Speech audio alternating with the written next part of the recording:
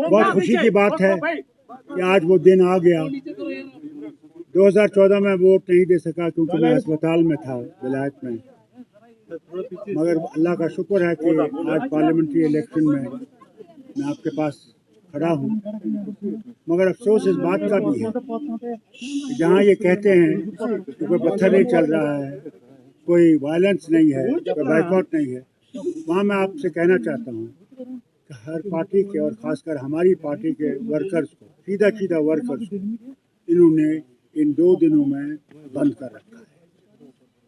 एक तरफ से कहते हैं कि इलेक्शन बहुत आज़ादी से हो रहा है, तो मुझे बताइए, मैं होम मिनिस्टर साहब से पूछना चाहता हूँ, प्राइम मिनिस्टर से पूछना चाहता हूँ, हमारे वर्कर्स को क्यों बंद किया गया? क्या वो डरते हैं कि वो हार जाएंगे?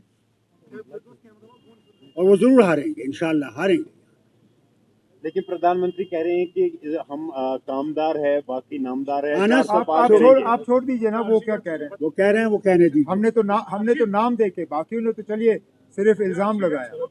हमने तो आपको नाम दिए हैं इलेक्शन कमीशन को, हमने थाने की डिटेल्स दिए हैं जिन थानों में उनको बुलाया गया है, और हमने अपने रिप्रेजेंटेशन में ये भी कहा कि हम ये 8 नाम इसलिए दे रहे हैं ताकि आप ये ना कहो कि हम बिना सबूत के बात कर रहे हैं। ये एक एग्जॉस्टिव लिस्ट नहीं था, it was an indicative list, it was to show that जो हम कह रहे हैं हम ऐसे हवा में बात नहीं कर रहे हैं। अब इंतज़ामिया की तरफ से ये फिर जवाब आया कि ये जी ऐसे ही बेबुनियाद इल्ज़ाम लगा रहे हैं, लेकिन हमने तो नाम दे के आपको कहा, हमने थाने के डिटेल्स दिए, उस चीज़ का तो आप जवाब दे नहीं सके। हमने किसी एक पुलिस के अफसर के खिलाफ कोई इल्ज़ाम नहीं लगाया, हमने कहा कि ये इंतज़ामिया की तरफ से हो रहा है। और लगातार बहुत सी कॉन्स्टिट्यूंसी से जो है ये रिपोर्टें आई, यहाँ तक कि मेरे जो पोलिंग एजेंट्स और बाकी थे वो इतने डरे हुए थे रात को कि उनको पता नहीं कहाँ बुला के बंद किया जाएगा। कई सारे तो या तो दोस्तों या रिश्तेदारों के घर में सोए, कुछ तो उनमें से ऐसे हैं जो अपनी गाड़ियों में सोए थे रात को, वो घर वापस नहीं गए। अगर यही इनका आज़ादाना तरीका इलेक्शन है तो फिर ये अपने घर में रखें इसको। डॉक्टर साहब, आपका एक देरीना तजुर्बा है, ये चीजें आपने पहले भी देखी है। जो कल नेशनल कॉन्फ्रेंस का एक स्टेटमेंट आया था, अगर इलेक्शन कराना ही नहीं था फिर तो पहले ही क्लियर करते कि किनको जिताना है। यही तो मुसीबत है जो हम लोग बार बार कहते हैं कि दूसरे जो खड़े हैं उन्हीं के एजेंट हैं, उन्हीं की तरफ से खड़े हैं। आज लोग उनको दिखा देंगे कि कौन यहाँ पे है कौन नहीं है, कर लें जो करना है।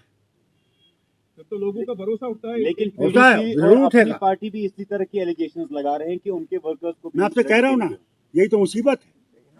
अपनी पार्टी के तरफ से इस तरह के इल्ज़ाम लगाना तो मजाक की बात है, क्योंकि ये किया ही जा रहा है उनको फ़ायदा पहुंचाने के लिए।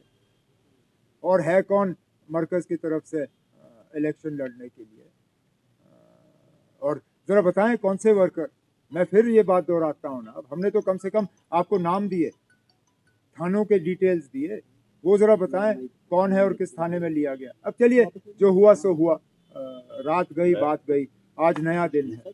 अब उम्मीद करते हैं कि हमारे वर्करों को इस तरह तंग नहीं किया जाएगा। आज हम पोलिंग बूथ के बाहर खड़े हैं, हमने अपने वोट का इस्तेमाल किया। हमारे साथ 2 फर्स्ट टाइम वोटर हैं जो पहली मर्तबा वोट डाल रहे हैं। ये पहली बार है कि हमारी फैमिली की 3 पीढ़ियां जो हैं एक साथ वोट डालने आए। मैं यही उम्मीद करूंगा कि बाकी जगहों में भी इसी तरह अपने जमहूरी हक का जो है वोटर इस्तेमाल करें। अगर के ये कहा गया है कि कोई बॉयकॉट नहीं है, किसी तरह की वायलेंस नहीं है, किसी तरह का खतरा नहीं है, तो फिर बढ़ चढ़ के लोगों को जो है इस इलेक्शन में हिस्सा लेना चाहिए, अपने वोट का इस्तेमाल करना चाहिए, क्योंकि आखिरकार यही एक जमहूरी तरीका है जिससे कि हम अपनी आवाज़ जो है वो बुलंद कर सकें। ये चीजें पहली बार हो रही है, यहाँ कोई हड़ताल इस बारी नहीं है कोई। आज इलेक्शन के दिन अब आप शाम तक वेट करके देखते हैं ना इसका कितना असर पड़ेगा। आप कहते हैं कि कोई बॉयकॉट कॉल नहीं है, ठीक है ना, अब नहीं है तो इसका वोटरों पे कितना असर पड़ेगा। आज शाम जब तक पोलिंग बूथ खुले हैं तब तक देखें। अब जो लेकिन अब इस बार तो चलिए फिर आप मान के चले ना कि जो वोट में हिस्सा नहीं ले रहा है अपनी मर्जी से नहीं ले रहा है। अब कितने वोटर जो हैं पुलवामा ज़िले में शुपियाँ असेंबली हल्के से, श्रीनगर से जो हैं, कितने वोटर अपने वोट का इस्तेमाल करते हैं, उसके लिए हमें वेट करना पड़ेगा। मेरी तो सबसे मोतबाना गुजारिश यही होगी कि वो इस मौके को गवाए ना। इस मौके का वो इस्तेमाल करें, क्योंकि मैं बार बार ये कहता हूँ जमहूरियत में यही एक तरीका है जिससे कि हम अपनी आवाज़ जो है वो बुलंद कर सकें। बहुत सी ऐसी बातें हैं जो हो चुकी हैं जिनके बारे में वोटरों को अपनी राय जो है वो देनी होगी, और ये एक तरीका है।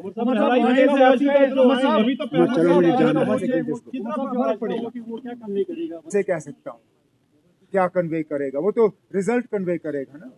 मैं तो ये कहूँगा कि अगर नेशनल कॉन्फ्रेंस के लिए वोट आया, क्योंकि हमने तो बार बार इस इलेक्शन में 5 अगस्त 2019 के हवाले से बात की, 370 को यहाँ से हटाने की बात की, जो हमारे साथ पिछले 5 साल में जो नाइंसाफियाँ हुई हैं उसका हमने जिक्र किया है।